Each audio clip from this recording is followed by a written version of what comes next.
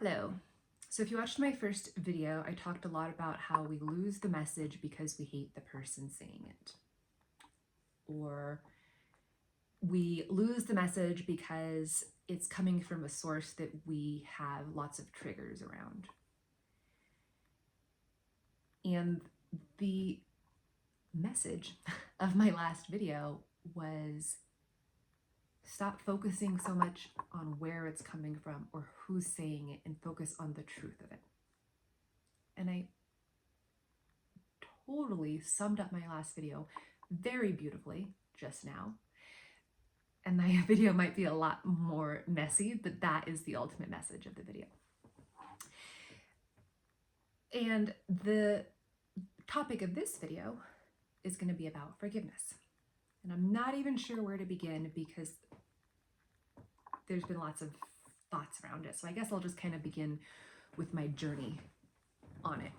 So when I started doing these videos, or when I felt called to do these videos again, a big reason why I felt called was because me and my husband have this big goal of what we want to do with our life. And I felt, and I was asking, okay, well, what's next? Like, where is the money going to come from next? And I felt called to do these videos.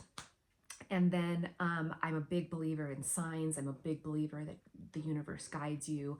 I'm a big believer in serendipitous events. And I also have experienced time and time again that the serendipitous events that show up in your life aren't what you would expect. So an example of this is going to lead into the topic for today. So I was very open to the signs. What's next? Who am I going to meet? Who's going to give me that big break? Show me, universe, where these videos are going. Like, maybe I'm going to meet an actor at the grocery store and he's going to love my videos and he's totally going to just tell everybody and I'm just going to take off and all this money is going to come, right? So I was thinking all these crazy, magical, cool, like fairy tale things.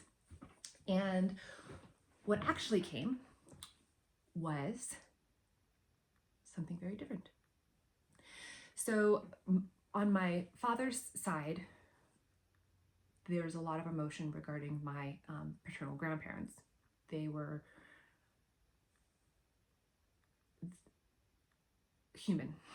I can say that now. They were human, right? And there was domestic abuse, there was neglect, there was violence, there was alcoholism. And of course, that's going to affect the children, right? So my aunts, my uncles, my father, it's going to be a lot of trauma. And of course, that trauma is going to, the children, me, the next generation is going to see that trauma and be affected by that trauma, not because they were ever abusive to us or anything, but just because to see somebody that you love so much, like, hurt is the worst thing in the world.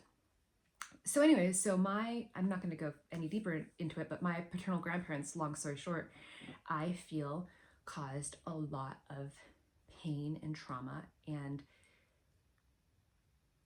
I was angry about that. So I was angry about that. I'm not talking to them, whatever, moving on with my life. Like, that was just my decision. I'm still going to have a great life. I'm not talking to them.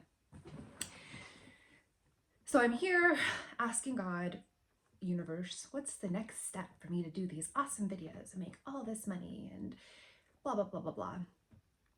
Should I turn left instead of right?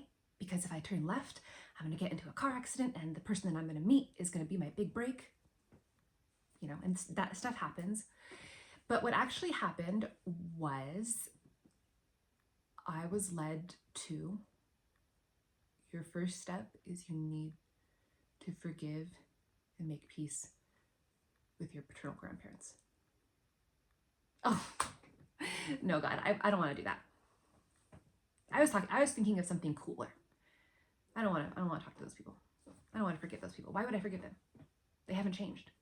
Or I shouldn't say that. They've changed, but not to the extent that I think they should have changed, right? And God was like, well, if you want guidance, this is the guidance I'm giving you, so take it or leave it, right? And it happened in a way that was undeniable, So for example, for my grandma, I hadn't seen her for years and I hadn't had any situation where I might see her. And it just so happened my cousin came into town and he was there at her house and I wanted to see him, and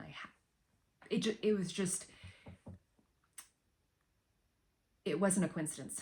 Let's put it that way. It was very clear, you know, when God, universe, etc. speaks to you, it doesn't have to make sense to anybody else. It becomes very, very, it's clear to you. So it was very clear.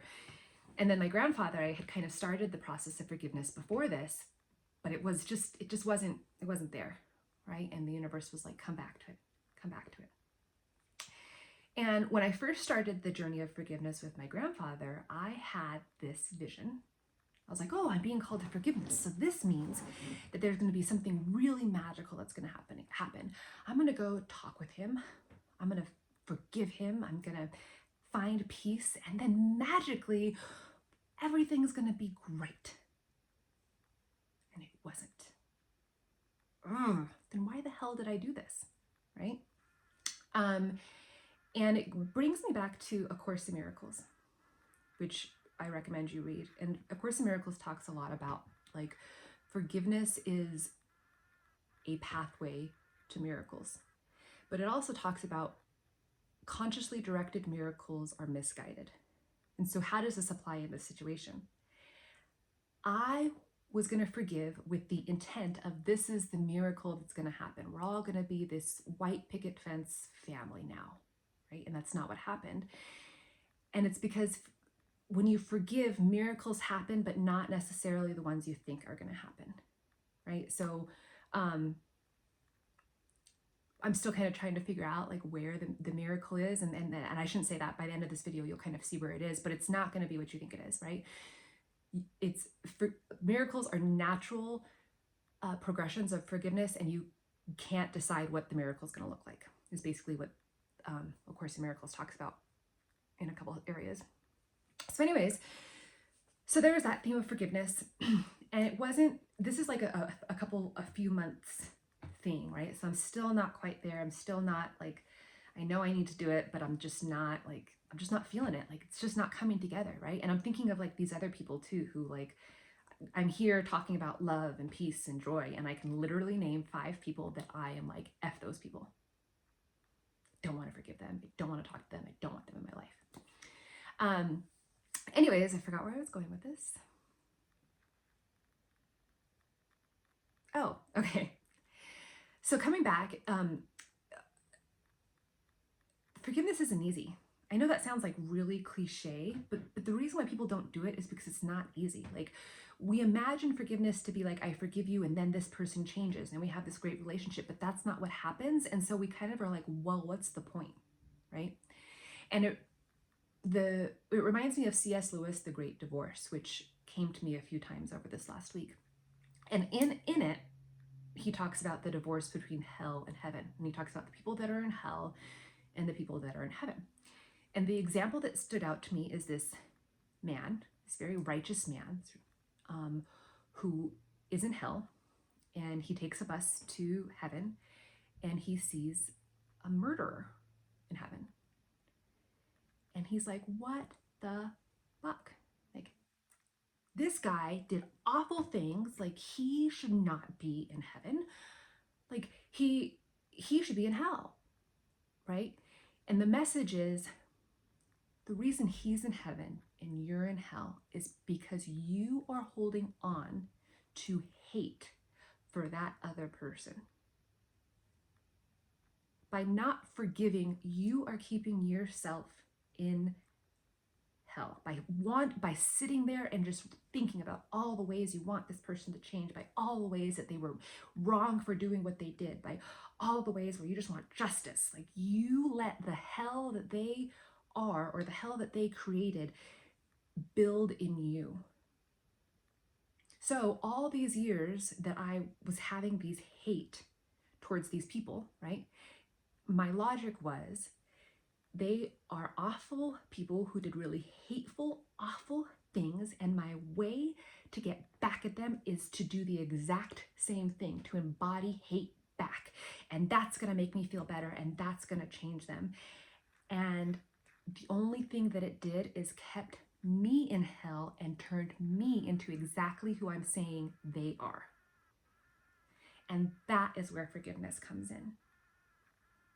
Is that, whew, I see that you are experiencing the human condition of falling short, and you are falling short hardcore. Like, you're falling short to a level that I hope I never get to. And I am not going to reflect that back. I'm not going to match that energy, because if I match that energy, I match that demon, and I'm going to just forgive and love you. That doesn't mean condone your behavior. It doesn't mean like say that being hateful is okay. It doesn't mean enabling. It really just means I'm not going to let the wrongdoing that I see in you, I'm not going to mirror that. Right? And another story that's been coming up for me this week is the book of Jonah. So in the book of Jonah, it's a really short book, surprisingly enough. It's only 4 chapters. But as you know, God calls Jonah and he says, Jonah, there's this really wicked town. They're awful people. I need you to go tell them that they have 40 days to repent. Otherwise, I'm going to rain my judgment on them. And Jonah's like, no, I don't want to do that. So I'm going to go this way. And God's like, that's cute. You're going to do what I tell you to do. So if you know the story, he gets swallowed by a whale. He finally decides, fine, I'll do what you want, God. And he goes and he preaches the message. So that's where a lot of people stop in the book of Jonah, is he preaches, he finally does God's will. And that's an important message. Like, you can't escape from what you're meant to do, blah, blah, blah, blah. But what I remembered this week, because I read it again, because for whatever reason it was coming back to me, is that Jonah goes to these people and he does tell them, he says, you guys are wicked. You guys are awful effing people. And this is why. And God's going to rain his judgment on you. So good luck, peace, right? And what the people do is they change their ways, they repent, they become better people, and God forgives them and he doesn't smite them. And Jonah is pissed. Jonah's like, how? Like, no, like, rain fire on them. Like, what are you doing? And he gets pissed and he like has this tantrum. And what's interesting is it kind of ends, I mean, there's another chapter, it's very short, but it kind of ends with him just being pissed. Like, Jonah's just like, that was bullshit, right? And I think that's what we do. I think it's just a great example of, yes, those people might be wicked in this example, in this story. Yes, those people are wicked. But you're wicked too. I mean, yes, maybe we can always argue about, yes, but I'm not as wicked as them. But like, who cares? Either way, you know, Jonah, right now you're being wicked too by wanting these people to die, you know, wanting God to smite these people. Eesh, Jonah, that's something to really look at. And I think in the political world, which is really prevalent right now, that's kind of where we're at. We're Jonah, right? These people are wicked. God, smite them. And 2 things. 1, we don't actually know they're wicked. It might just be our own projection. And 2, like, 2 wrongs don't make it right. Now, having said all this,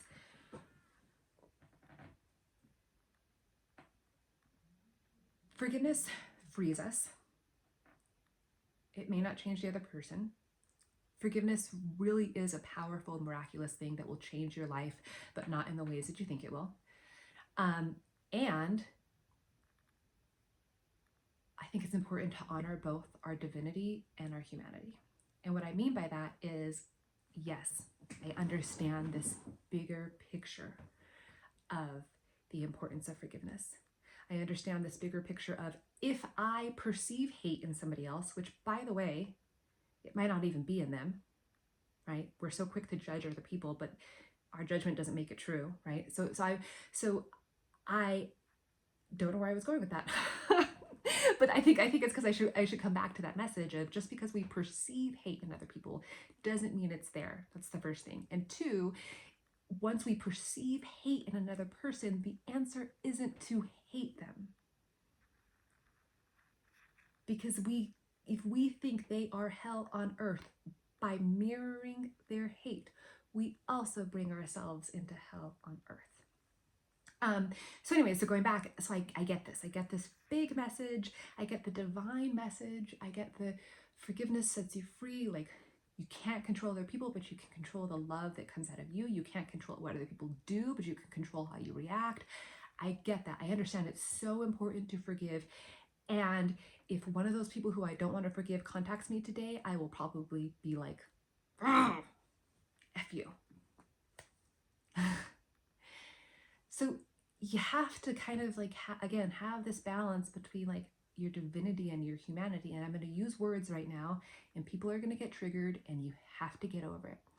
So I was telling my family this week, because I was really thinking about this. I said, we're both a little bit of Erica Kirk, forgive your enemies, forgive the worst in people, and the comedic relief that came right after, which was Donald Trump, don't get triggered, who said, you know, I know that's true, but I do not like those people, and I do not wish well upon them.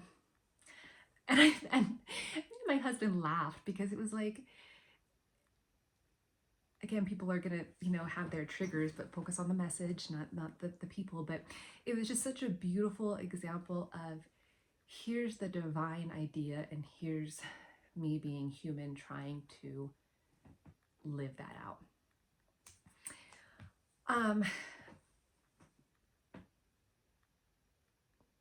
I think I'm going to say one last thing, and I wanted it to tie in a lot more beautifully to the video, but it's not going to.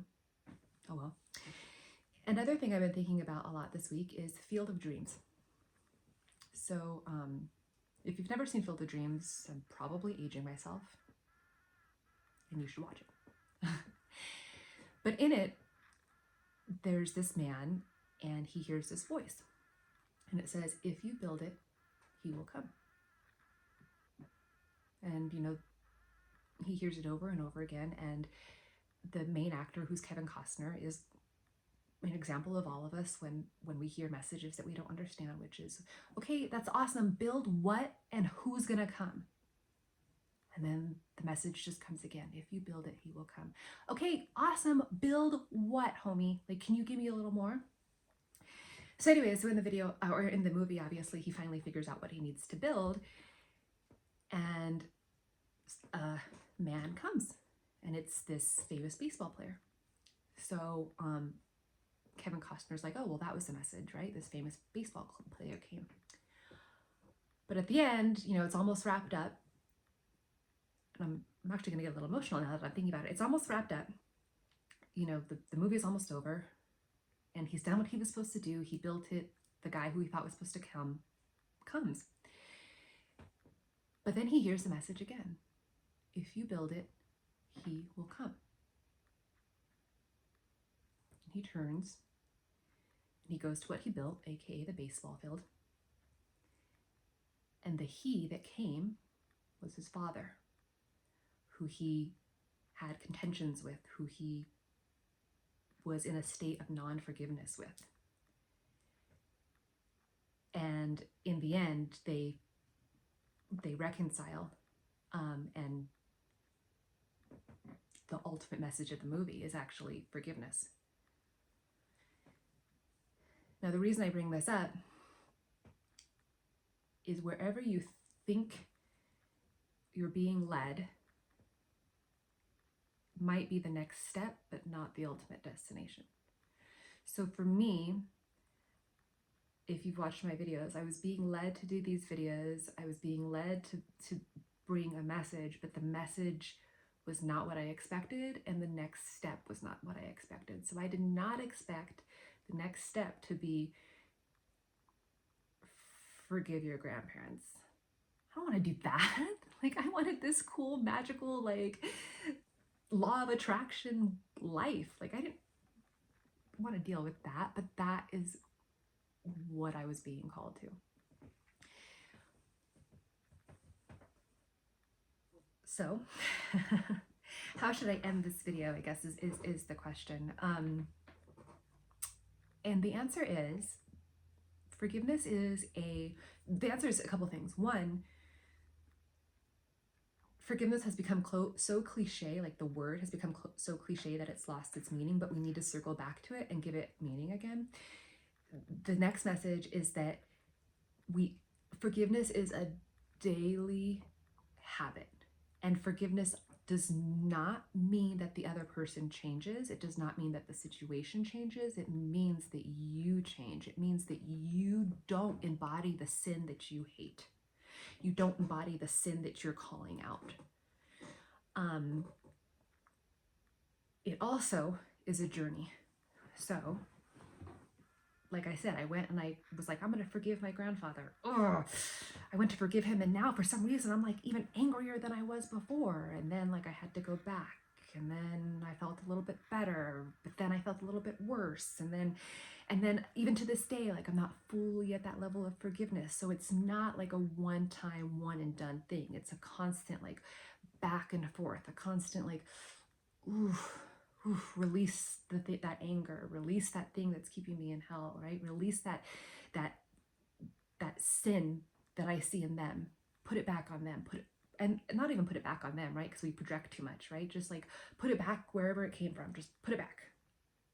Gosh, there was one other thing I was gonna say. And what I think is super, super, super, super, super, super beautiful. This is the last thing I'll say. Like this is like the one of the most beautiful things that I'm gonna say for me. And the reason why I remembered it, like I really believe once you ask God to guide you, the universe to guide you, spirit to guide you, it does, but never in the way you think it's going to. But anyways, all this week I was wanting to do this video on forgiveness, and I was preparing to do it. And my cousin, who I hadn't heard from in a month, texted me. And I was like, oh, that reminds me. That's one other thing I want to add. So I wish that I could say that I am this super amazing, reflective person. And I was reflecting on how I could be a better person. And I came to this idea of forgiveness by just praying, right? Or I wish I could say I met this, for example, like this is just an example. Like my mom is like angelic. Like if you've ever met her, she's angelic. Like she's all things good, right? So I wish that I could say that this, not wish, but like you'd think that this message of forgiveness would have come to me from somebody holy and like my mom. If you've met my mom, like you'd think it would come from somebody like my mom. But where it actually came from was two of my cousins. And I love my cousins to death. They're divine. They're amazing. And they are, like me, rough around the edges. They are, for example, one cousin, he'll be like, I'm, the cousin who inspired me to forgive, he'll say things like, oh, I'm never talking to my mom again. Like she's like, she has 5 more years before I talk to her, or he'll be like, that's effing stupid. Or, they're not like perfect human beings, and not in a bad way. Cause I think they're like amazing people, but these two people who are like, just not who you would expect.